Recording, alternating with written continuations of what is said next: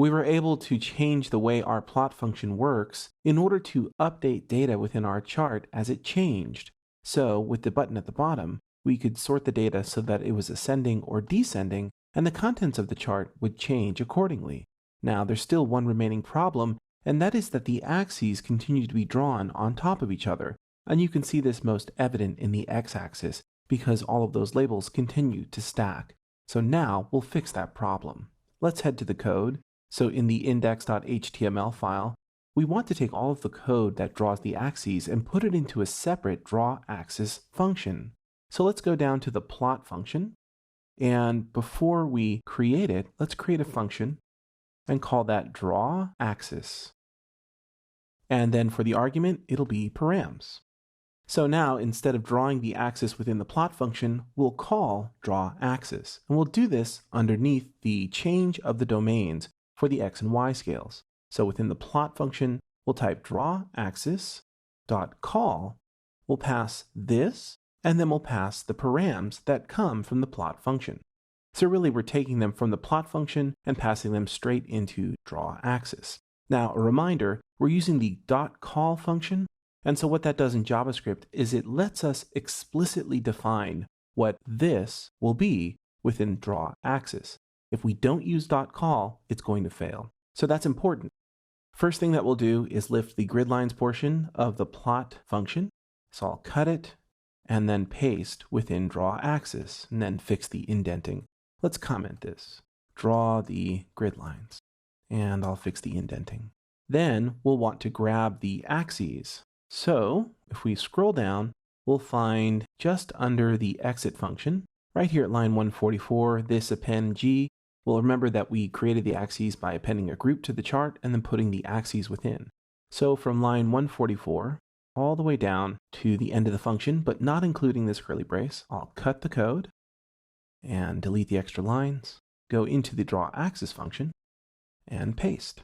So now the drawAxis function has all of the code needed to draw our axes. It has the grid lines, and then let's comment the rest.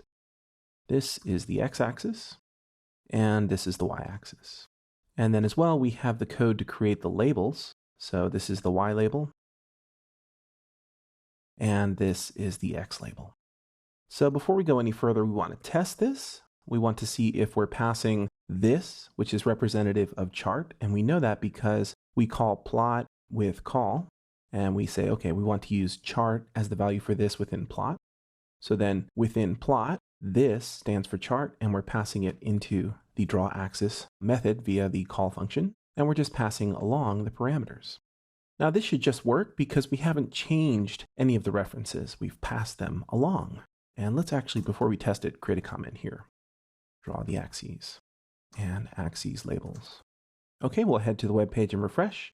And when we sort the data, we have the same problem. We haven't fixed the problem. We've just created a function and redrawn the axes. Now let's actually fix this function. So fundamentally what's happening is this. The first time that we draw this chart, we're creating the axes and the labels. Then when the chart's data is updated, we are using the update portion of D3 in order to just update the bound data.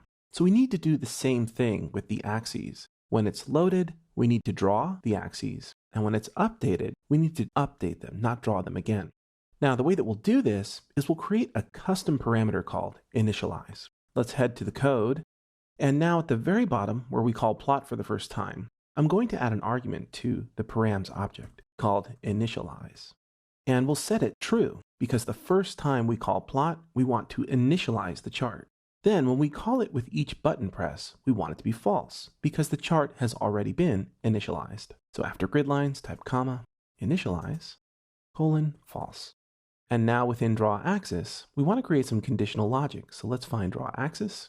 And just above our first code block, we'll type if, parentheses, curly brackets, else if, parentheses, and curly brackets. Then what we'll do is if initialized, draw the grid lines and axes. If it's not initialized, update info. We'll just put info because it's going to depend on what we do.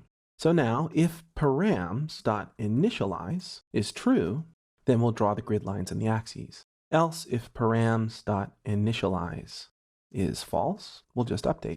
Quite truthfully, we could have just put if params.initialize and left the true out, but I'm going to be rather explicit about this. So now what I'll do is I'll grab all of this code that we pasted and I'll cut it.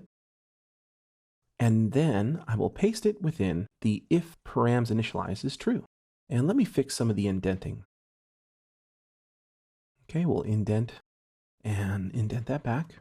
And now we'll save it, head to the web page and refresh. And now when we sort the data, you notice that we're no longer drawing the labels on top. And that's because we initialize once, it draws the axes and the grid lines. Then after that, it jumps to the else condition. So now what we need to do is we need to move these labels. When the data is updated, the labels will move with the bars. So let's go back to the code. And what we'll do is we'll head to the else condition.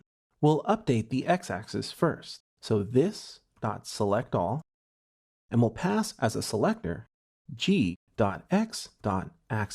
We're saying select all of the axes that are in a group that are classed x and axis. Then we'll call params.axis.x. This will update the x-axis. We'll do the same with the y-axis. So let me copy it and paste. And let me change the x's to y's. And we save. Now we're explicitly calling the groups that are classed x-axis and y-axis, but we have a little bit of a problem.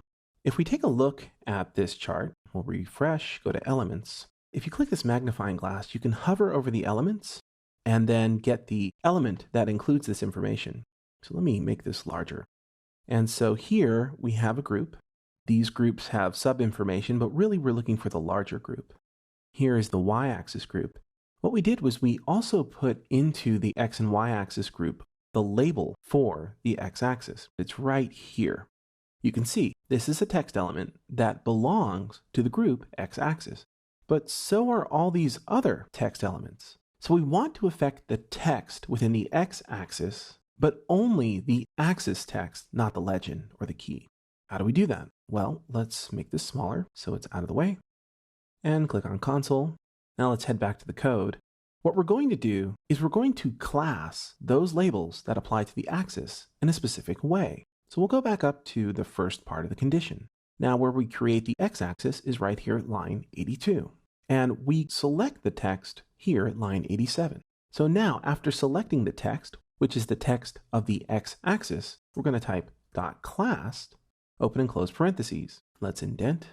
And we're going to apply a specific class only to that text, which is on the axis and not the label for the axis or the legend. So let's open a string and we'll call this x-axis-label. And then remember, when you're using classed, you need to set the second parameter. We'll set it to true, so it applies the class. Save it, head over to the web page and refresh. Let's click on elements, then click on the magnifying glass. And now you can see in the popover that it is text.x-axis label.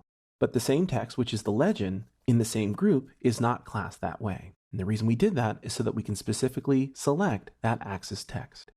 Now click on console, head back to index.html and save, and we will go down to the else condition.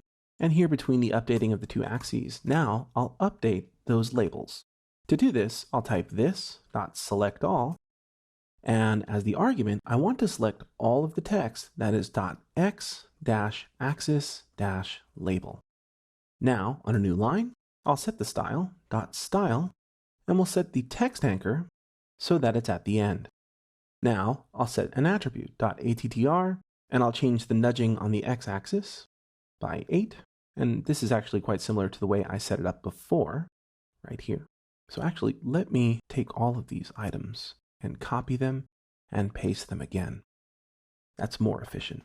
And now let me indent them back.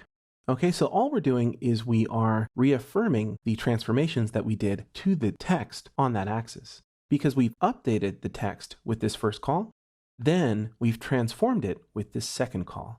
If we just updated it, it would actually reorient the text so it wasn't updated. So we need to reapply those transformations. Save, head to the web page and refresh. Let me unclick this magnifying glass. When I click ascending, you notice now that the labels are moving with the bars, and that's what we're looking for. I'll click again, and we have the order from highest to lowest.